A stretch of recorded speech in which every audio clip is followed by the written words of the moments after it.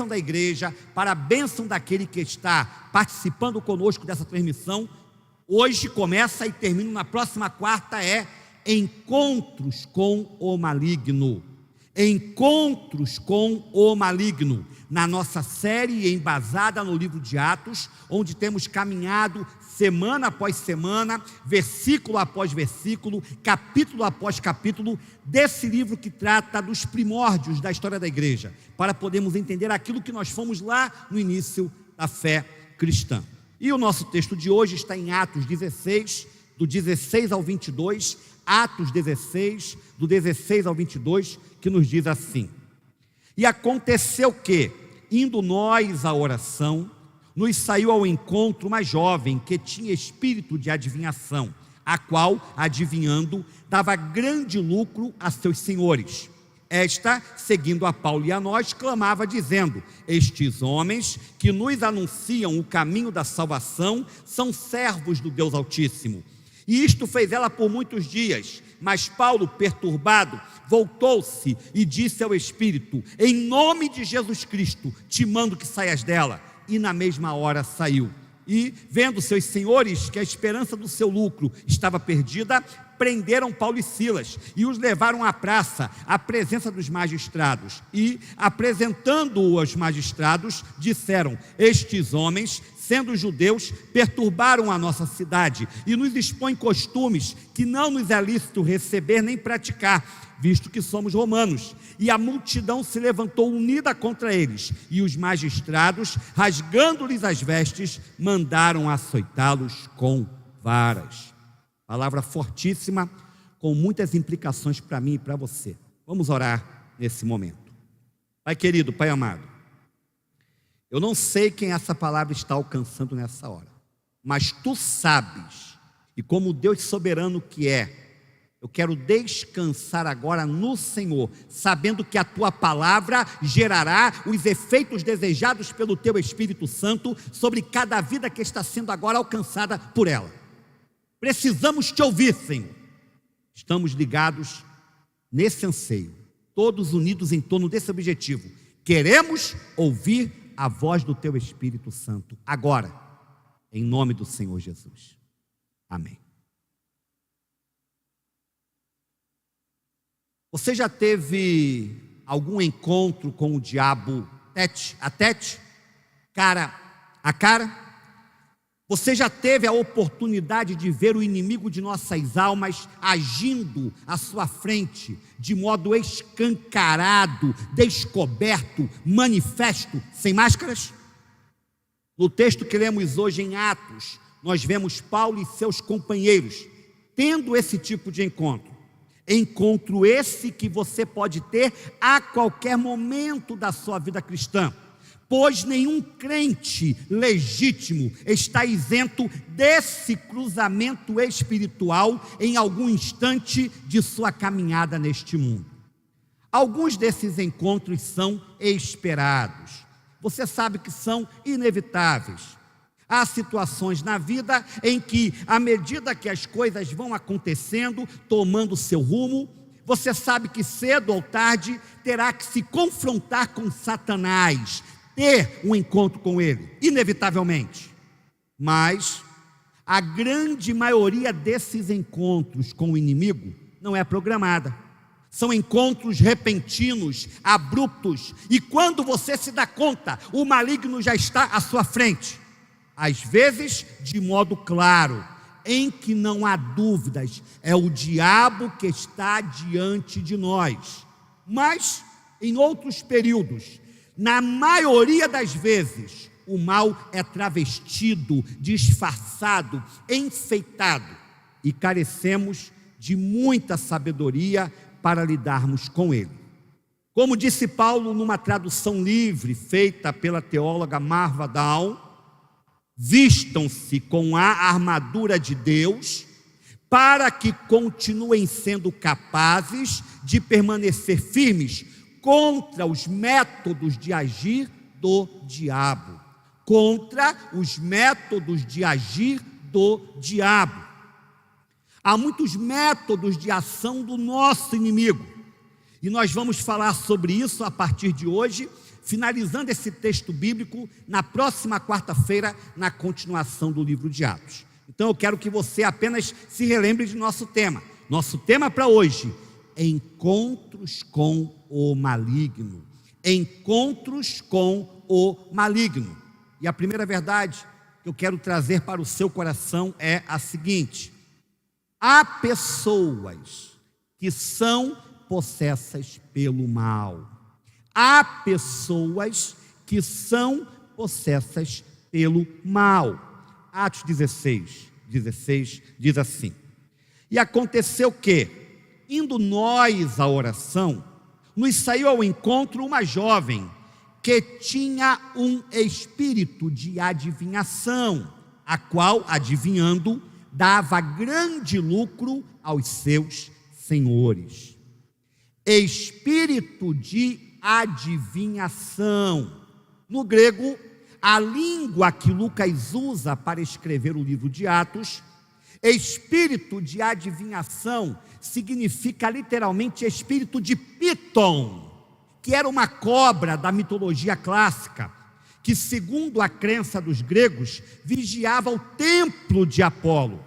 E os gregos criam que Apolo se encarnava nessa cobra e incorporava-se nas suas adoradoras, dando a elas poder de adivinhação, clarividência. Mas, como sabemos, na fé cristã, não há espaço para superstições religiosas, crenças esotéricas e mitos.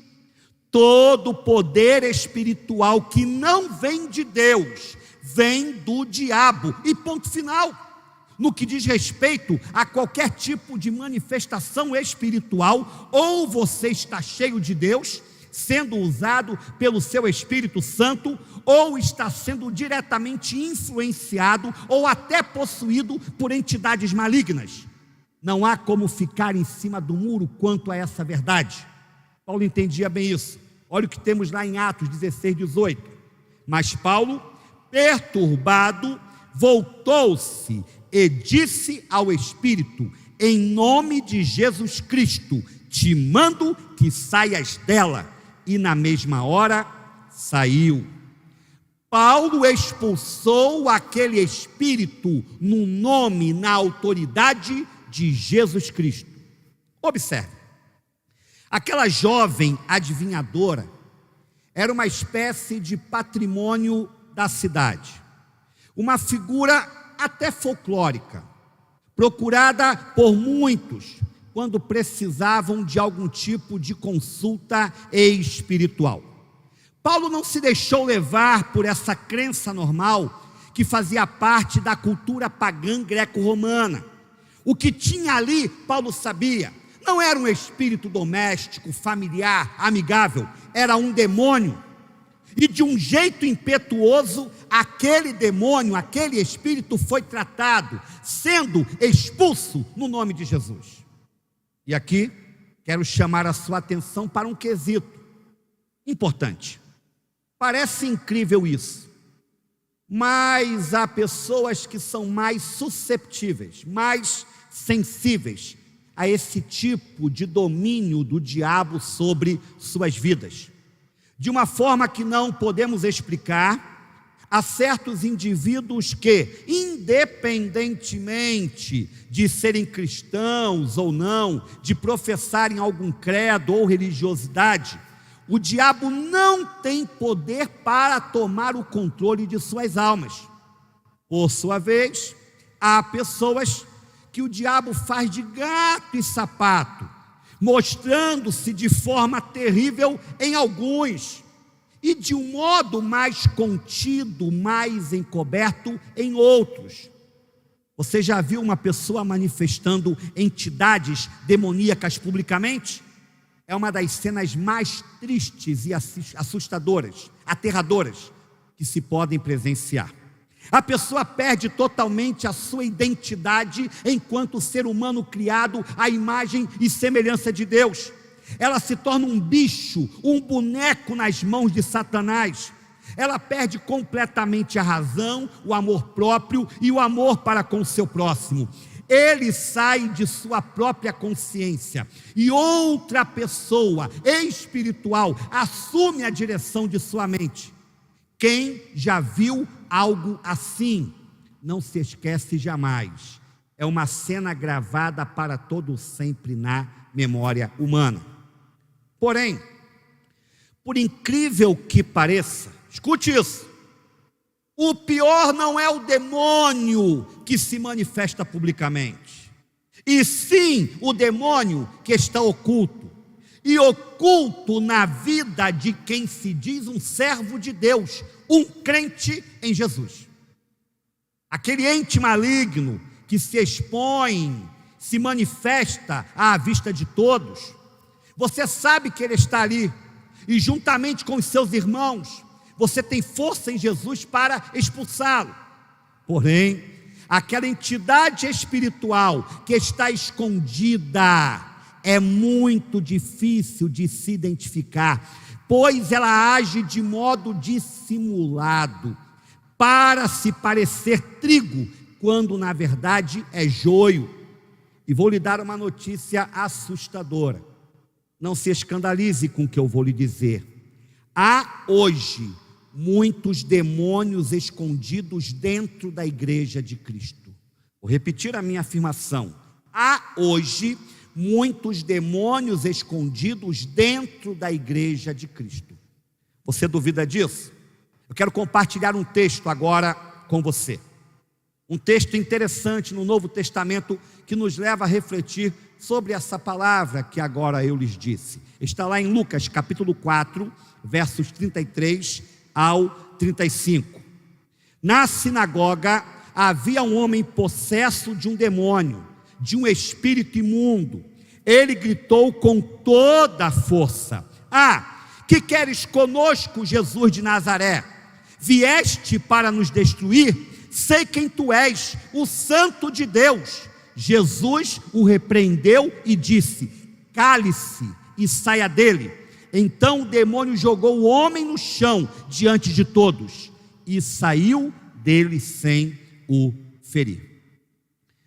A sinagoga era como se fosse a igreja dos judeus. Era o seu espaço público de adoração após o exílio babilônico. A ideia do texto de Lucas 4 não é a de que por acaso aquele endemoniado apareceu na sinagoga, mas o que a narrativa bíblica quer nos transmitir é que aquele cidadão possesso já estava ali há tempos, transitando entre os irmãozinhos espirituais, agindo como um crente, parecendo-se parte do povo de Deus, e ninguém havia percebido isso.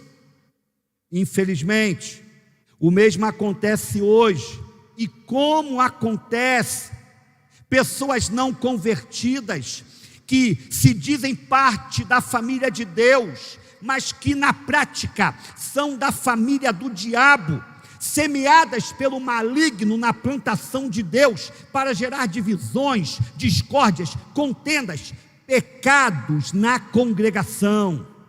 Alguns desses homens e mulheres estão em posições-chave na igreja, até na liderança, empacando a obra de Deus, atrapalhando o desenvolvimento do reino, guiados pela carne, impedindo a igreja de avançar na visão de Deus para o seu povo, fazendo com que ela se perca em alvos que não são prioritários para o Senhor, e ela fique como uma espécie de cachorro louco, correndo atrás do próprio rabo, andando em círculos, ou seja, ela não vai a lugar nenhum de fato. A minha pergunta para você, nessa hora, é a pergunta que Jesus fez a seus discípulos, em Lucas capítulo 9, 55. Não sabeis vós de que espécie de espírito sois? Não sabeis vós de que espécie de espírito sois? De qual espírito você é, meu irmão, minha irmã? A que espírito você pertence? Ao espírito de Deus ou ao espírito do diabo? Repito, ressalto, não há meio termo. Você está ou de um lado ou do outro. As suas atitudes falam por você. Reflita sobre elas. Pense sobre o Espírito que você tem revelado, manifestado através de sua postura cristã. E tome uma decisão de mudança hoje, já. Citando novamente Jesus, em Lucas 11, 23, ele disse: aquele que não está comigo é contra mim, e aquele que comigo não ajunta, espalha. Você está ajuntando ou espalhando? Você está com o Senhor ou contra o Senhor? Só você pode responder isso. Há pessoas que são dominadas por espíritos. Há pessoas possuídas por entidades malignas. E muitas delas, às vezes, estão dentro da igreja de Jesus, pois não se encontraram com Cristo ainda. Falarei sobre isso melhor na próxima semana. Segunda verdade dessa noite. Segunda e última verdade dessa noite. Há da parte do maligno uma intenção de confundir as pessoas. Há da parte do maligno uma intenção de confundir as pessoas. Atos 16, 16 e 17. E aconteceu que, indo nós à oração, nos saiu ao encontro uma jovem, que tinha espírito de adivinhação, a qual, adivinhando, dava grande lucro aos seus senhores. Esta, seguindo a Paulo e a nós, clamava dizendo: estes homens que nos anunciam o caminho da salvação, são servos do Deus Altíssimo. Não tem coisa maior para um pregador, um evangelista, alguém que está anunciando o evangelho de Jesus, do que ter no meio de sua mensagem pessoas que concordam com ele. A melhor coisa para mim, em particular como pregador, é quando vejo no meio da congregação alguém acenando afirmativamente com a cabeça para algo que eu estou dizendo, pois aquela pessoa me estimula a continuar, me incentiva a persistir na palavra, pois é como se ela dissesse: vá mais fundo, pastor, esse é o caminho. Gostamos que as pessoas concordem conosco, precisamos muitas vezes disso. Por isso, a primeira vez que eu li esse texto após a minha conversão, ainda no início da minha caminhada cristã, eu não entendi o motivo da indignação de Paulo com aquela jovem endemoniada. Eu pensei: rapaz, Paulo era um homem tão de Deus, mas tão de Deus, que até os demônios testemunhavam disso. Ele deveria ficar alegre com tal declaração pública daquela jovem endemoniada, e não chateado como o texto bíblico nos mostra que ele ficou. Paulo ganhou uma propaganda gratuita do diabo e ainda se indignou com isso. Por quê? Por quê? Você sabe a resposta? Eu vou lhe dizer. Qual era a frase daquela jovem possessa? Estes homens que nos anunciam o caminho da salvação são servos do Deus Altíssimo. Naquele tempo, essa expressão, servos do Deus Altíssimo, era usada pelos judeus para se aplicar a Iavé, o Deus de Israel. Mas a mesma expressão também era usada pelos pagãos para se referir a Zeus, o pai dos deuses para os gregos. E as pessoas poderiam pensar, a partir da declaração daquela jovem endemoniada, que Paulo estava ali em nome de Zeus, e não de Deus, o Deus de Israel, o Deus dos cristãos. Mais ainda, os antigos também falavam muito em salvação, mas o sentido da palavra salvação, o entendimento quanto a este termo, variava de povo para povo. Cada um tinha a sua maneira de pensar acerca dessa palavra, e o que aquele espírito maligno queria era que as pessoas pensassem que o Jesus que Paulo anunciava, a salvação da qual ele falava, era um item a mais, um quesito a mais na salada religiosa daquele povo idólatra. E assim, a força das palavras de Paulo se perderia. o evangelho seria considerado apenas mais uma crendice, uma religião no meio de tantas já existentes. É isso o que o diabo faz. Ele cria confusão na mente das pessoas, falando aparentemente verdades, mas tais verdades não passam de meias verdades ou mentiras, para ser mais exato. Só que, para quem as ouve, são palavras inquestionáveis, irrefutáveis. Lembram de Eva? A dúvida que Satanás colocou no coração de Eva, vamos lá? Gênesis 3, do 1 ao 5, diz assim: ora, a serpente era o mais astuto de todos os animais selvagens que o Senhor Deus tinha feito. E ela perguntou à mulher: foi isto mesmo que Deus disse? Não comam de nenhum fruto das árvores do jardim?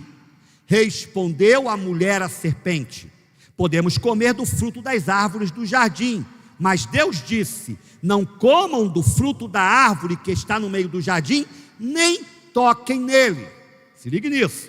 Do contrário, vocês morrerão. Disse a serpente à mulher: certamente não morrerão.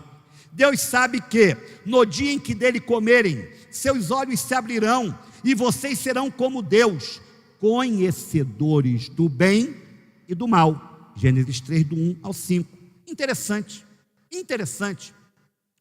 Olha o espírito de confusão que foi criado na mente da mulher.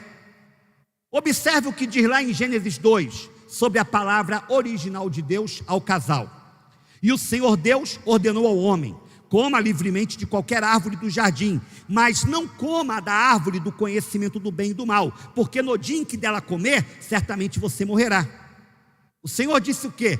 Coma de tudo, menos da árvore do conhecimento do bem e do mal. Mas a serpente já chegou dizendo: é verdade que Deus proibiu vocês de comerem de toda a árvore do jardim? É nesse momento que Eva começa a derrapar e a ficar tão confusa quanto a palavra de engano da serpente ou do diabo, que ela acrescenta algo ao que Deus lhe havia dito. Ela coloca um item a mais na palavra original de Deus para ela e Adão. Ela fala: não é bem assim não. Deus disse que podemos comer de tudo, só não podemos comer e nem tocar. Onde é que está isso em Gênesis 2?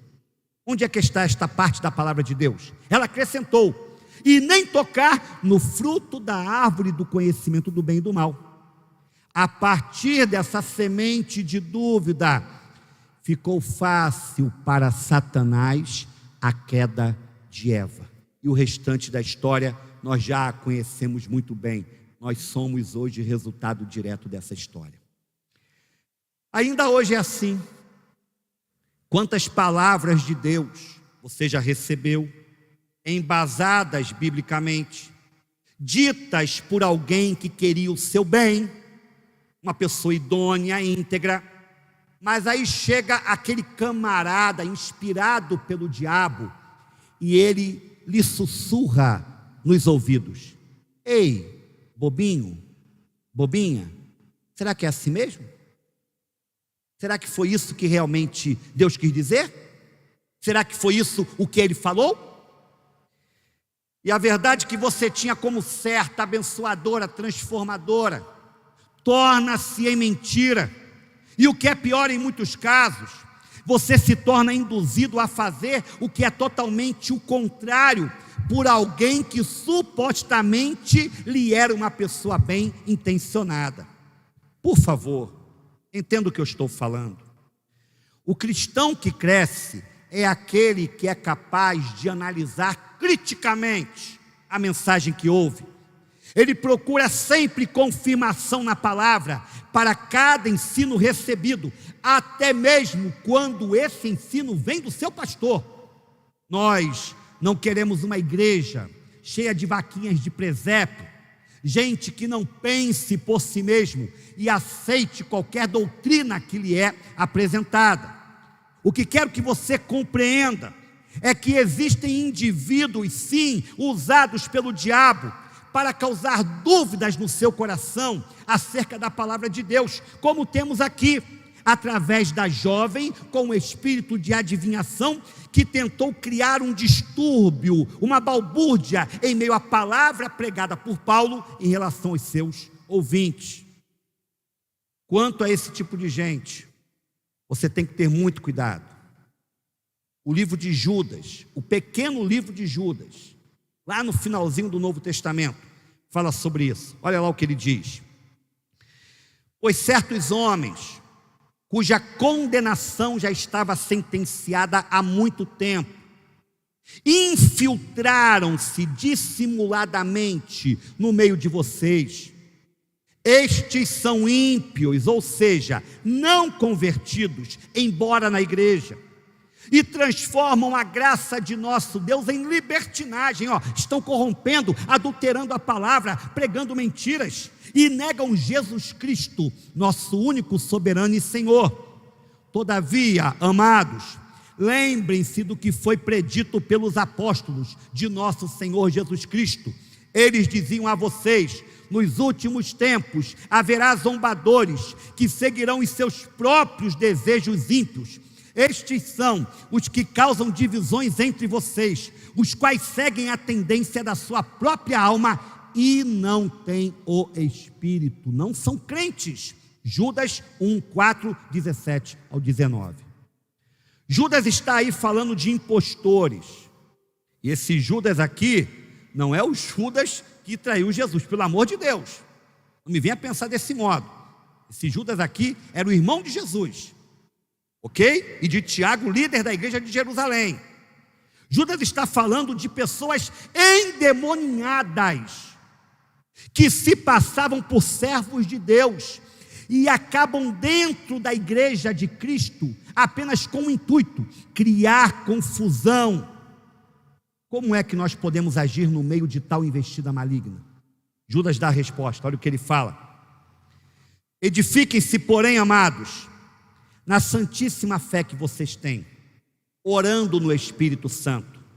Mantenham-se no amor de Deus, enquanto esperam que a misericórdia de nosso Senhor Jesus Cristo os leve para a vida eterna. Resumindo, trocando em miúdos a palavra de Judas, perseverança é o termo-chave. Perseverança na palavra, perseverança na oração, perseverança no amor de Deus, perseverança na fé que um dia foi recebida em Jesus. Tenho observado de modo muito angustiante, como pastor, como líder cristão, uma ignorância espiritual prevalecente na igreja de Cristo hoje. O nosso povo é um povo vazio, é um povo sem consistência doutrinária, sem subsídios espirituais, indo após cada novidade, cada confusão que surge, em busca de algo que já está aqui na palavra, que pode lhes saciar definitivamente o espírito, mas estão de modo alvissareiro, procurando a última novidade gospel, a fim de saciar a carne. Porque é isto que acontece com esses que acabam dando ouvidos aos espíritos de confusão no meio do povo de Deus.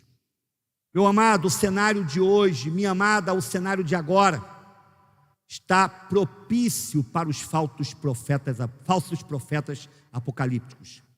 Gente que tem se aproveitado de nuvem de gafanhotos, ciclones no sul do país, essa pandemia miserável, e muitos estão atraindo seguidores a partir de palavras desencontradas do contexto bíblico, profetas do caos.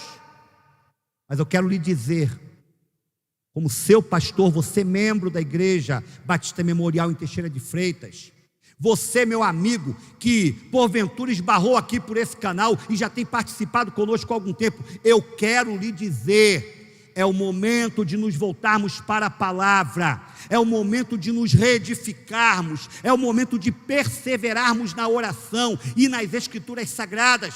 como um povo de Deus saudável nesse tempo de crise geral, tempo do qual fazemos parte. Então, em nome de Jesus, que você seja liberto de todo espírito de engano, de toda a mentira de Satanás, e você viva firmado na palavra que liberta genuinamente de qualquer engodo, de qualquer armadilha, de qualquer estratagema satânico. Que Deus te abençoe, que Deus nos abençoe, para que possamos ter de fato esclarecimento espiritual.